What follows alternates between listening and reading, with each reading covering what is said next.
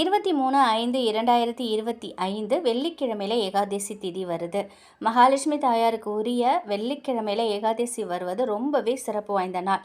இந்த நாளை தவற விடாதீங்க. பெருமாளையும் தாயாரையும் ஒரே நாளில் வழிபடும் போது நிச்சயமாக பணவரவில் இருக்கக்கூடிய தடைகள் நீங்கி நல்ல மாற்றம் உருவாகும்.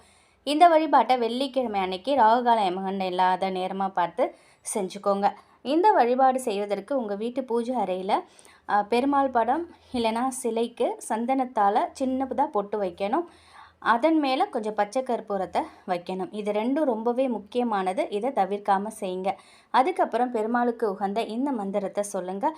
இந்த மந்திரம் சொல்லும்போது கையில் கொஞ்சம் பச்சை கற்பூரம் வச்சுக்கோங்க. ஓம் நமோ நாராயணாய. இந்த மந்திரத்தை 108 முறை சொல்லணும். அப்படி சொல்லும் பொழுது உங்கள் மனதில் பெருமாளையும் மகாலட்சுமி தாயாரையும் மனதார நினச்சிக்கோங்க. பணத்தடை அனைத்தும் நீங்கி நல்லதொரு வளமான வாழ்க்கையை நிச்சயமாக பெருமாள் கொடுப்பாங்க. சந்தன பச்சை கற்பூரம் ரெண்டுத்தையும் பெருமாளுக்கிட்டு பெருமாள் இந்த மந்திரத்தை முழு